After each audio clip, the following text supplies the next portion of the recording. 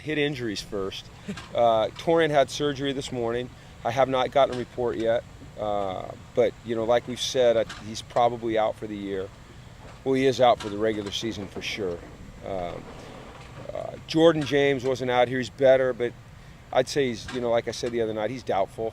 I wouldn't rule him out yet, but he's making progress. I think we just have to be smart with that. Ellis wasn't out here today. Ellis, late in the game, got hit in the head. He's a lot better, but he's not asymptomatic yet. So you know how I feel about head injuries, and we're just going to be really, really safe with that. And we'll miss him because he's playing very well for us at left end. But someone will have to go in there and play for him if he doesn't play. We're going to err on the side of caution always with head injuries. Other than that, besides the guys that have been out for a while, we're in pretty good shape. So it's a good practice this morning.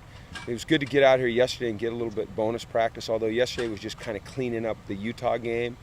But it gave us a chance to get on the field, so there was a little bit, we started a little bit faster today, which I thought was good, and their focus was excellent. They understand the ramifications of this game. They understand what happened last year up there. And I think they're excited to go out and play in front of what it looks like could be, pretty much close to full house. So it'll be fun to be in that environment on, 7:30 on a Saturday night in the Rose Bowl. That's a great place to be, So we're excited about the game. With Ellis out, how does that affect how you like to rotate the linemen in? Well, he's not out yet. If he's out here practicing tomorrow and he's cleared, he's got to be cleared. And if he's cleared, then we'll play him. But if he doesn't play, Eddie will get more snaps and Kylie will get more snaps, because there are other ends. Because Ellis has been starting at left end. Eddie's been backing him up. Kylie only played one snap last week, really because we were playing a lot of nickel defense, but we can put Kylie in there. It doesn't affect it that much. It really gives Kylie a chance, I think, to get a few more snaps, which is a good thing. Kylie's a good football player. How do you see Brandon Willis factoring into the team? Well, you probably noticed today that Brandon was wearing a blue jersey. And the blue jersey is an offensive jersey. So we think that he's a guy that loves to play football, and he hasn't been getting a lot of snaps on defense. And with Torian going down and some of the movement we've got along the offensive line, some of the depth problems, it was his idea to go over there and give it a shot. He could be a two-way player for us. He could get snaps on both sides of the ball. His snaps on defense would be, real game snaps. His snaps on offense right now would be, if emergency snaps or late in the game snaps, just to get him some work. So right now he's our Iron Man. He's our two-way player. Looking at him as a tackle. Guard. Yeah. He's very athletic. He's done it before. He's got long arms. And he wants to play. It's just a great indicator of the attitude of this team. The kid wants to help the team. Because really, who wants to be an offensive lineman, And he wants to be an offensive lineman. So. Can we bring Jake Rendell over to yeah, I know. Please don't let Jake know that I said that, or X, or any of those guys. I'm kidding, of course.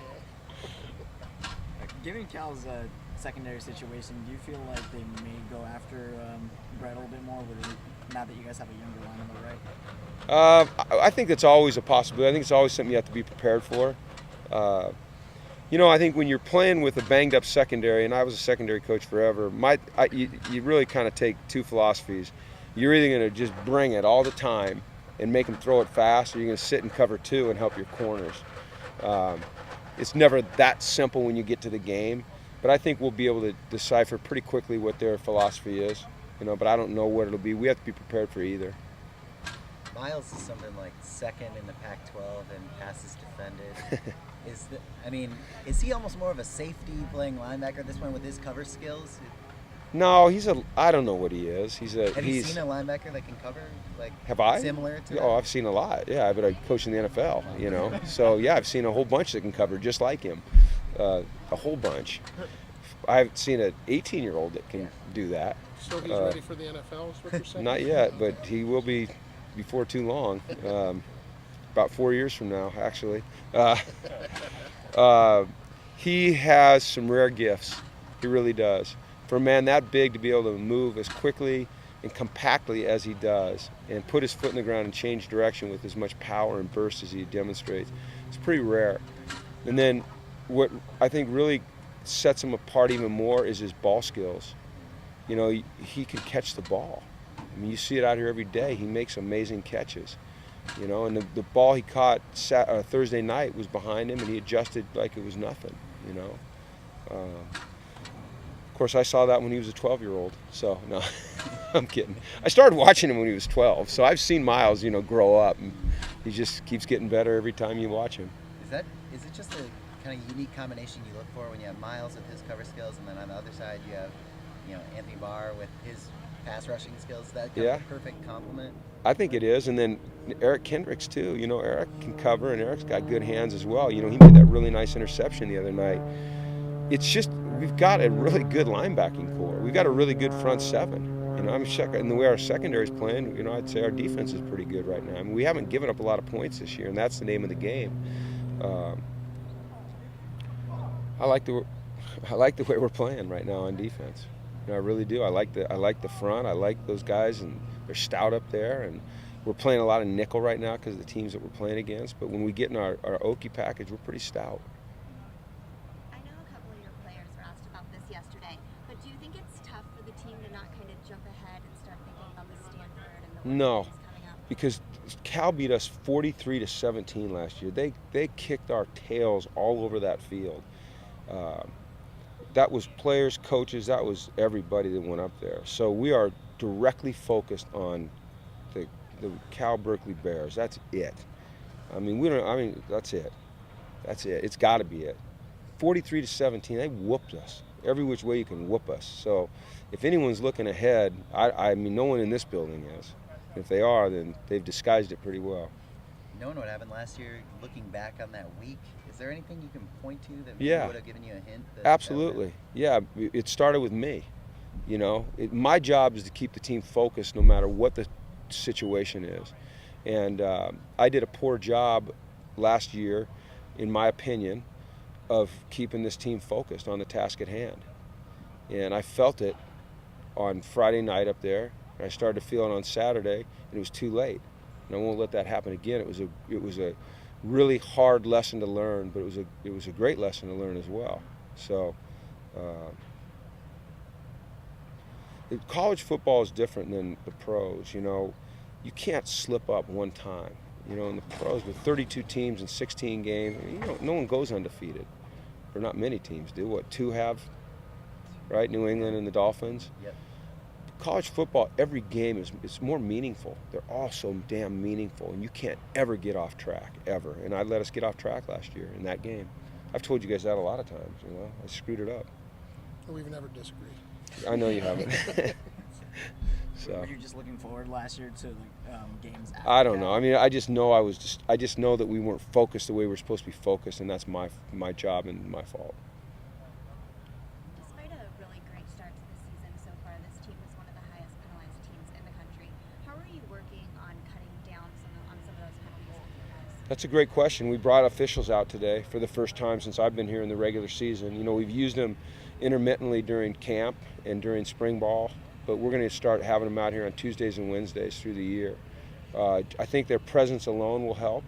I think that they'll see things that we maybe miss as coaches, even on film, you know, because we're pretty particular about those things.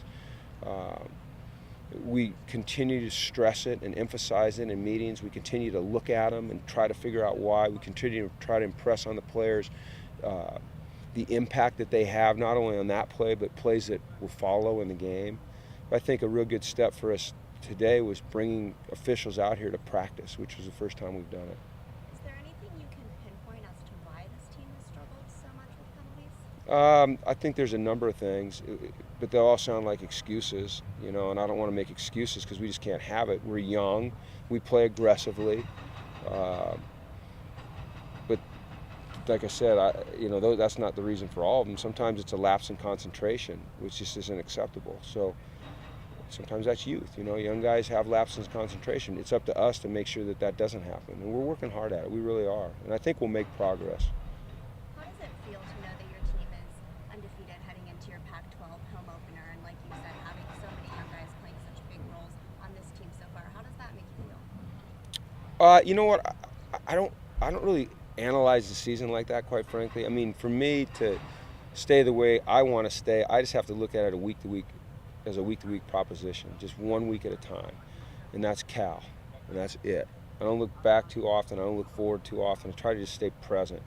But I'd rather be 4-0 than 3-1, 2-2, 1-3, or 0-4. I can tell you that.